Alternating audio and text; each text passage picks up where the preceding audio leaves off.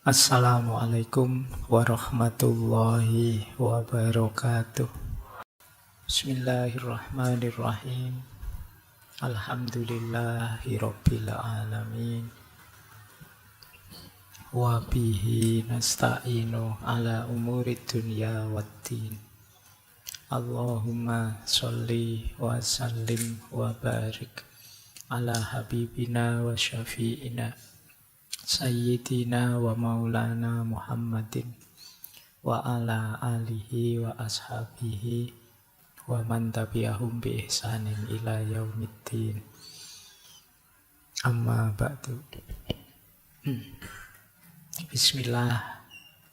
Mari kita nawaitu belajar. Kita lanjutkan lagi ngaji filsafat kita. Baik, bismillah, yuk kita mulai. Ini ngaji filsafat, ya tentu saja nanti ada filosofi-filosofinya. Gimana sih perspektifnya para filosof tentang yang kita kenal sebagai mindset ini. Kita belajar sebentar filosofi-filosofinya. Nah ini kalau sudah masuk filosofi sudah mulai ruwet. Sindirannya Konfusius tadi. Tapi ya tidak apa-apa, ada menurut saya beberapa gagasan para filosof yang penting sehubungan dengan mindset atau cara pandang. Yang pertama dari Plato. Jadi ini Plato ini kita kenal sebagai filosof idealisme. Ya meskipun nama aslinya sebenarnya bukan Plato. Ya alhamdulillah di Indonesia tidak ada ya pelat O, itu adanya kalau Jogja pelat AB, pelat A gitu. Ya. Nah, Plato punya pandangan bahwa manusia itu kunci hidupnya ya akal dan pengetahuan, tapi bukan akal yang operatif fungsional, istilah beliau namanya ide. Jadi manusia itu lahir membawa ide-ide bawaan. Jadi di kepala kita itu ada sangat banyak ide murni, ide bawaan sejak kita lahir. Jadi kalau saya memahami sesuatu di sekeliling saya, kalau versi Plato itu sebenarnya mengingat-ingat dan mencocokkan dengan ide yang sudah ada di kepala saya. Saya lihat kuda, langsung, oh itu kuda. Karena di kepala saya sudah ada ide tentang kuda. Nah, ini pandangannya nanti melandasi aliran namanya idealisme. Jadi pikiran, ide itu jadi kunci hidup. Nah, beliau punya satu cerita yang sifatnya alegoris, kiasan tentang kondisi manusia. Jadi beliau ada cerita alegori gua. Jadi gua bahasa Indonesia ya, bukan gua saya. Jadi satu ketika kata Plato kita bayangkan struktur pengetahuan manusia itu seperti, jadi satu ketika ada orang yang dihukum, dipenjara di gua, yang dia ini tidak bisa lihat ke depan gua, dia harus menghadap ke belakang. Jadi menghadap ke dinding gua. Dia diikat, bisanya hanya lihat gambar-gambar yang ada di dinding, pantulan cahaya dari luar gua. Jadi kalau ada misalnya ayam lewat di depan gua, dia hanya lihat gambarnya ayam lewat. Karena dia melihat dindingnya gua. Nah, karena dia tidak tahu aslinya ayam itu di belakang, dia hanya lihat gambarnya ayam di dinding, dia menganggap bahwa ya gambar itu sesuatu yang asli, yang sejati. Padahal kalau dia mau balik arah, dia akan tahu bahwa yang sejati ya ayam yang asli itu, bukan gambar ayam. Nah nanti versi Plato, kita melihat apa saja di dunia ini ya tidak ada yang sejati. Yang sejati ya ide yang di kepala kita. Nah ini sebenarnya mengawali pandangan ternyata hidup ini ya tergantung cara pandang kita. Ya kalau kita tidak noleh-noleh ke belakang, yang tidak sejati pun kita anggap sejati. Kalau kita tidak ganti-ganti mindset, keliru pun tetap kita anggap benar. Nah, ini pelajaran pertama dari Plato. Jadi ternyata cara pandang itu jadi kunci kita ketemu kebenaran yang sejati atau tidak. Kita tercerahkan atau tidak. Kita ala pak ngapain capek-capek noleh ke belakang. Wong yo sudah lihat ini saja sudah indah kok. Lihat gambarnya ayam saja sudah luar biasa kok. Ngapain harus yang asli? Gambarnya saja sudah bagus kok. Ini banyak yang begitu manusia. Tidak mau ganti mindset. Wong sudah jelas-jelas tidak asli, sudah jelas-jelas palsu, tapi masih ngeyel. Itu sajalah, tidak perlu nonton yang sejati. Itu pandangannya Plato. Kemudian dilanjutkan oleh Aristoteles.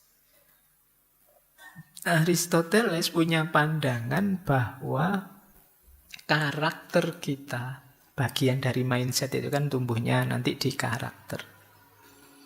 Itu terbentuk karena pembiasaan. Jadi ini mungkin bisa digabung pandangannya Plato sama Aristoteles ini. Jadi versinya Aristoteles, kalau kita ingin ganti mindset bisa saja, kenapa tidak? Caranya apa? Dibiasakan. Pak, saya sudah terlanjur seperti lalat tadi ya Pak. Misalnya. Kamu latihan, jangan jadi lalat terus. Kalau manusia bisa. Biasakanlah dirimu. Pak, saya itu jadi orang baik itu capek Pak. Misalnya. Enak kemarin-kemarin jadi agak nakal, agak itu. Kalau kamu menyerah dengan dirimu, tidak mau ganti mindset, kamu akan seperti itu. Tapi kalau kamu mau membiasakan diri lama-lama, kamu akan nyaman. Orang Jawa kan punya peribahasa tresno kuwi jalaran saka kulino. Ditelateni wae suwe-suwe seneng. Jadi dikulinokan, dibiasakan, nanti nyaman. Makanya rumusnya Aristoteles pembiasaan. Jadi kalau memang ingin ganti mindset, gantilah dan biasakan dirimu. Itu versi filosof awal, Plato dan Aristoteles. Nah, tahap kedua, sekarang kita tengok yang kemarin-kemarin hype. Para filosof Stoik.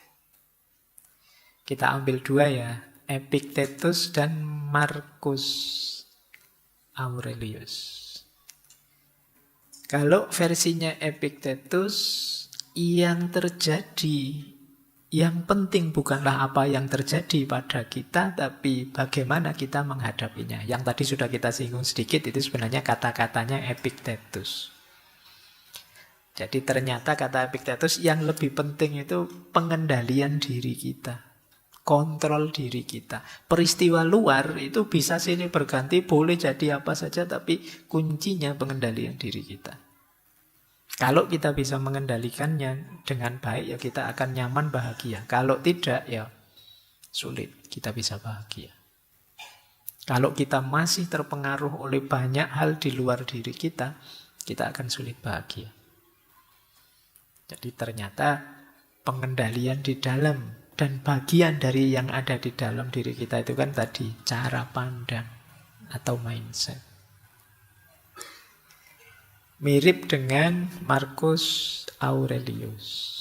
Jadi mari kita fokus pada saat ini, hari ini, menjaga pikiran agar terbebas dari kekangan masa lalu dan ketakutan di masa depan, membuang emosi negatif. Disitulah mindset kita akan jernih dan kita mampu hidup bahagia, bertahan di bawah tekanan banyak masalah. Ini Marcus Aurelius. Jadi mindsetnya orang-orang Stoik. Nanti kalian boleh diulang lagi dua tokoh ini. Yang mereka sarankan untuk kita lakukan itu sepenuhnya sebenarnya mengubah mindset kita. Orang menyebutnya mindset Stoik. Nah, jadi cara untuk bahagia dengan cara mengatur, menata mindset kita.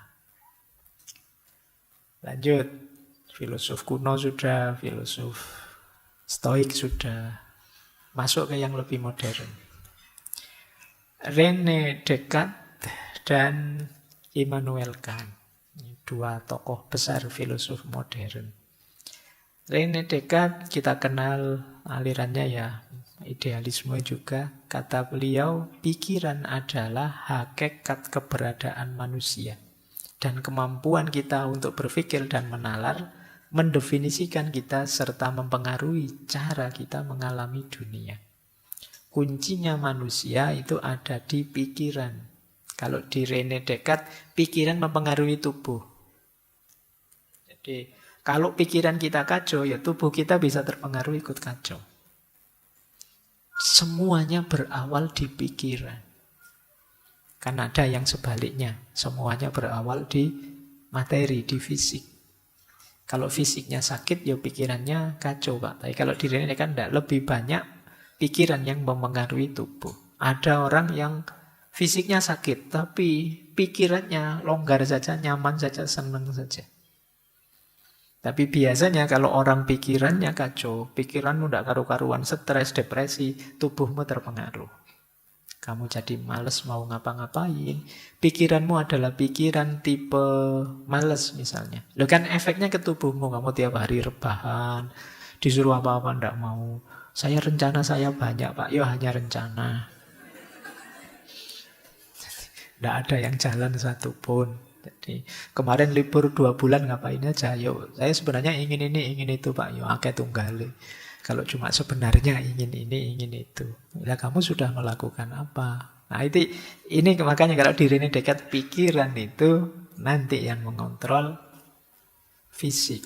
Dialah yang menyuruh jasad kita untuk melakukan ini itu. Ya berarti memang mindset itu menggerakkan kita. Ditegaskan lagi oleh Immanuel Kant, ya, pengalaman kita dari luar itu nanti akan diserap oleh pikiran kita. Jadi tadi loh, kita ngalami ini, pikiran kita nanti yang membahasakan. Ini besar, ini kecil, ini enak, ini tidak enak, ini kualitasnya, ini kuantitasnya. Itu kan pikiran semua yang mengkategorikan. Kalian duduk saja sejajar, pikiran yang ngatur. Ini lurus, itu belok, itu pikiran yang membahasakan. Jadi pikiran akan menjadi penyaring pengalaman. Dialah yang membahasakan pengalaman. Maka kalau pikirannya ngaco, ya pengalaman sebaik apapun akan dikacaukan oleh pikiran.